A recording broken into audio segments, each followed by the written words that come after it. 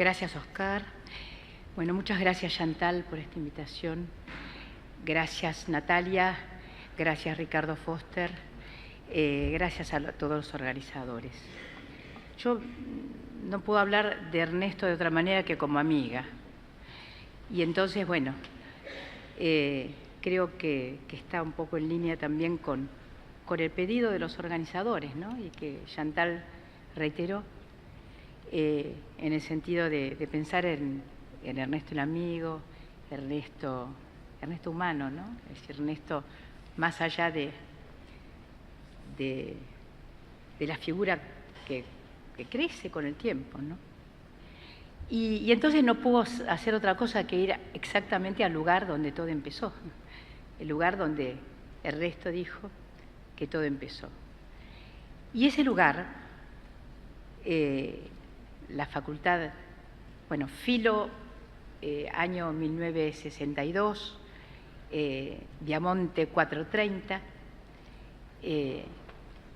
hay un clima de posperonismo, todavía hay un clima de posperonismo, hay un clima de lo que hasta hoy algunos llaman la Universidad de Oro, donde no se podía mencionar ni mucho a Moreno, ni a los caudillos, sí a ingenieros,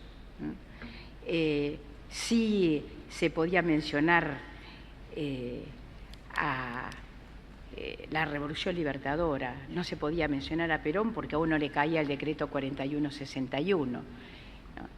En ese clima en donde el liberalismo todavía, ¿sí?, rescata a la Universidad de Oro y lo hace además exprofeso, es decir, como para denigrar a la universidad peronista de antes y después, y ahora en la actualidad para descalificar a la universidad kirchnerista. En ese clima, recuerdo un día en que me invitaron a una reunión en la casa de Analía Pairó, y que era además un departamento, si no me equivoco, en la 9 de julio o por ahí, un departamento muy grande, lleno de libros, estaba la mamá de Analía, y éramos muchos, se había hecho un círculo grande de gente. Ahí estaba Blas Alberti, estaba Ana María Caruso de Carri, estaba Félix Schuster, Norberto Cesano, estaba Chachana, estaba Eduardo Colombo, estoy tratando de acordarme, estaba Eduardo Colombo, y trato de acordarme quién es más, ¿no? Es decir, las últimas horas me fui acordando, y después anoche entré a internet y empecé a buscar, dije, mañana tengo que acordarme, y empezaron a aparecer algunos nombres, pero bueno, éramos 40, y me acuerdo que ahí fue donde vi por primera vez a Analía y a Ernesto haciendo algo que solían hacer, luego lo vi muchas veces en las asambleas de la facultad, que era caminaban y hablaban, ¿no? Y que levantaban el dedo así y ¿qué hacían? Hacían una lectura del marxismo que era muy particular, era muy rara esa lectura del marxismo, en una universidad donde había un marxismo de lectura liberal, ¿sí?, que estaba permitido, pero ese marxismo raro, en donde de vez en cuando aparecía algún cuestionamiento, algo de esto dijo Rines, y yo me identifico mucho con varias de las cosas que él dijo, hay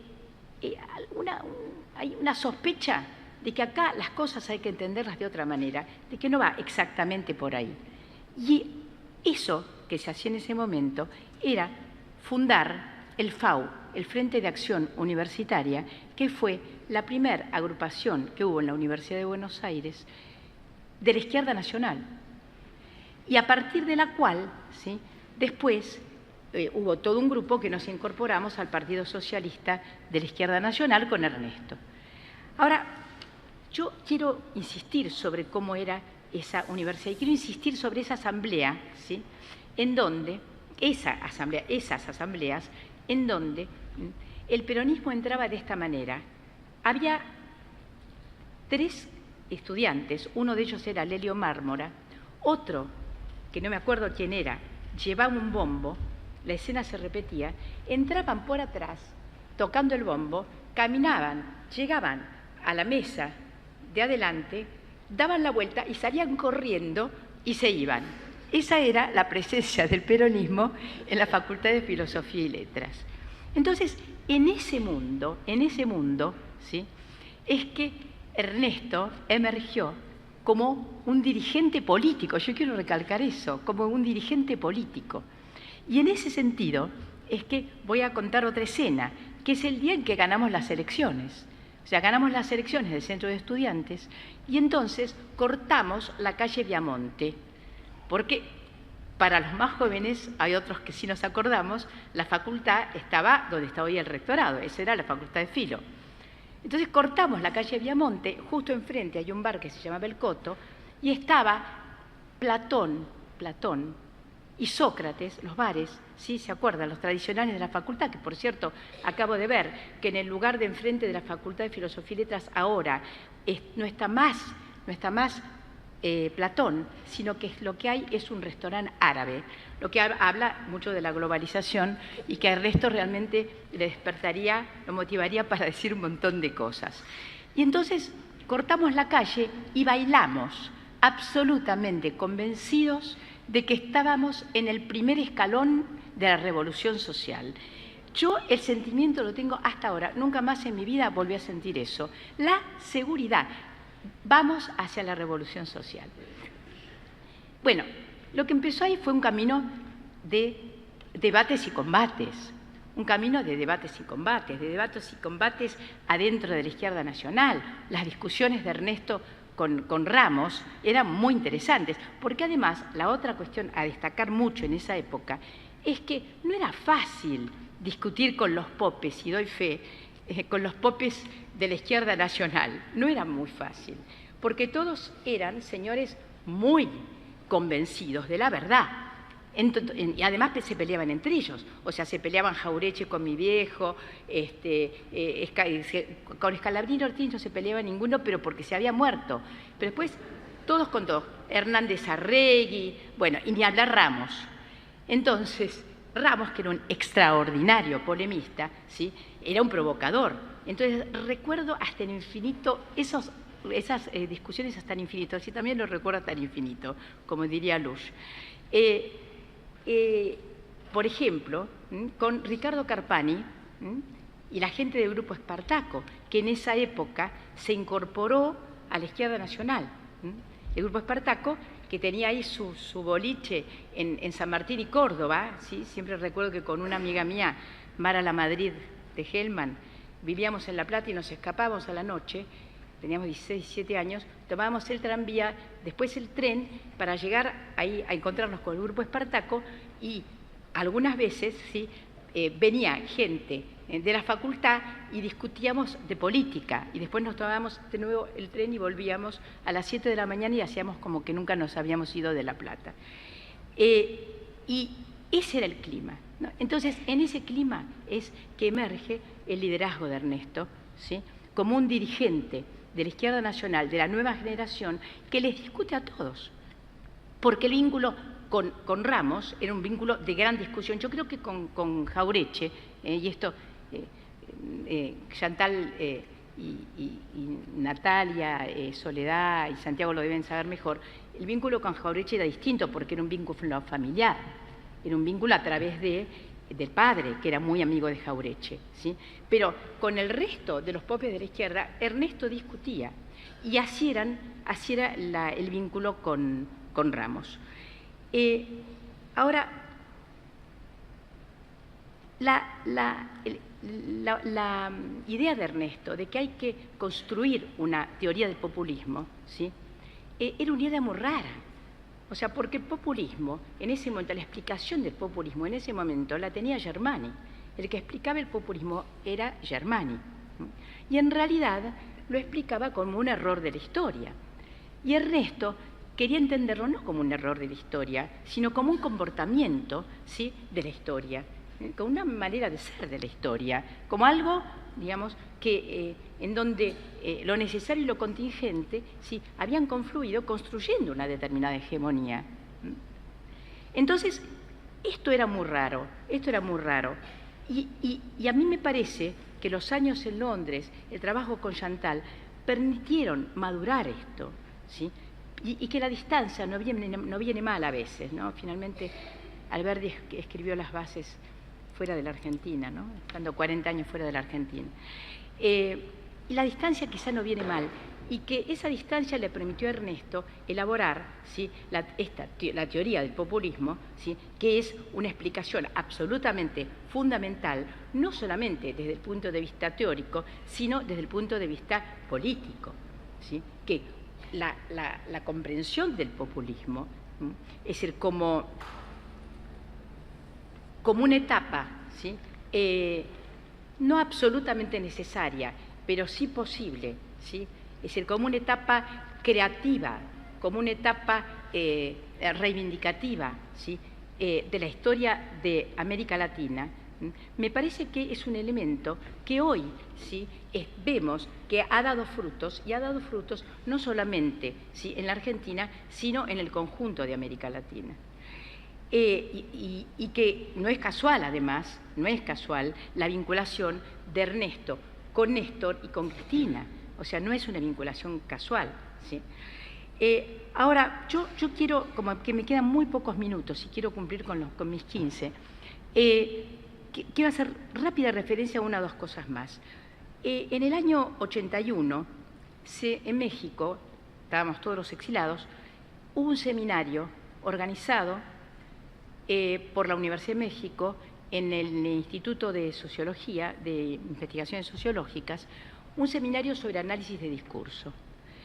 Ese seminario, yo me acuerdo, no me acuerdo de todos los que enseñaron en ese seminario, pero sí, digamos que Ernesto era la figura principal, estaba también Emilio de Ípola y Julio Labastida, en ese momento lo que sería acá vicerrector de la UNAM, secretario de Humanidades de la UNAM. Ese momento fue muy importante. Fue un seminario de varios días en un clima en donde la lectura de Gramsci, ¿sí?, era central y lo fue eso, central, para lo que después ocurriría en varios países de América Latina, porque muchos de los exilados que estábamos en ese momento, luego iríamos a nuestros países y formaríamos parte de los gobiernos populistas en América Latina.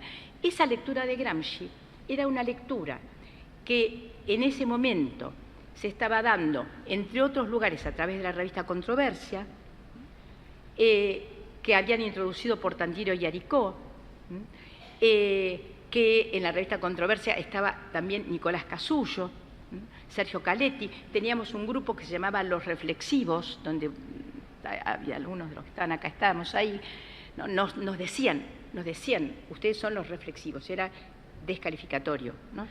Y nosotros reflexionábamos. Entonces, por eso digo, esa reflexión que trajo Ernesto al traer, ¿sí?, la discusión sobre el análisis de discurso, ¿sí?, a México en ese momento, tuvo un impacto muy importante. Y ya en los 2 o 3 minutos que me quedan, voy a hacer esta referencia.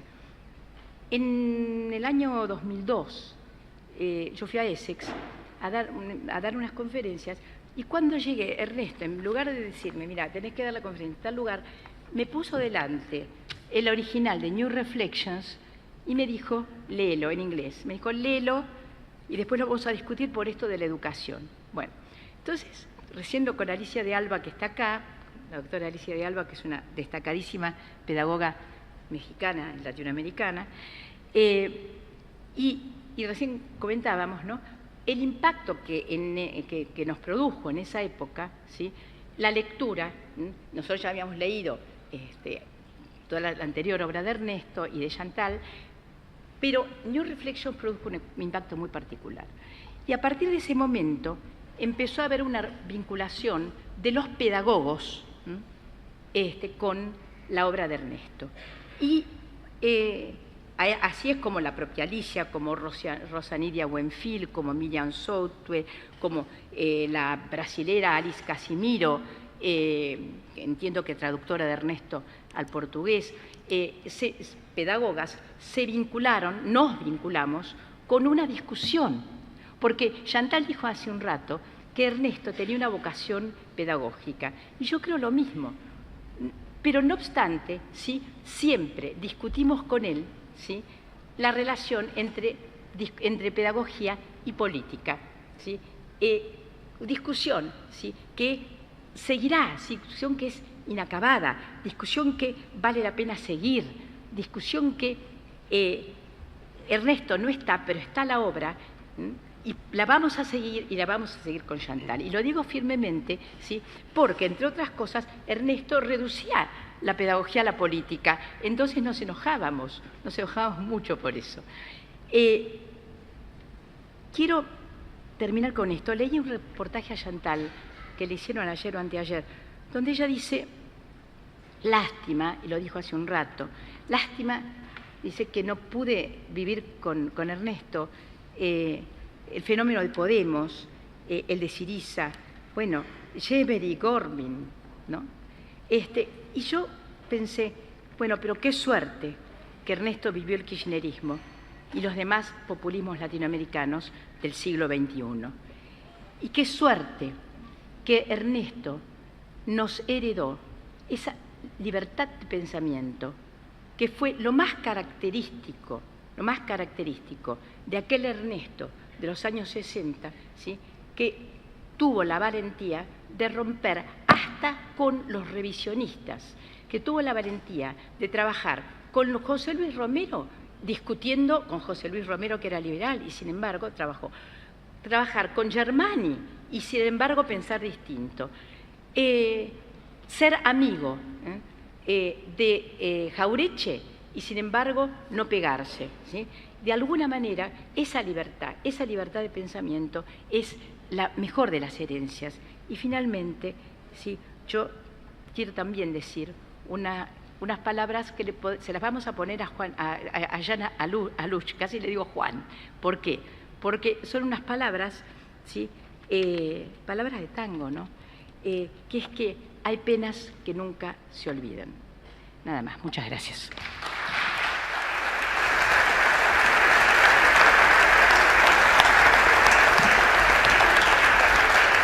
Muchas gracias.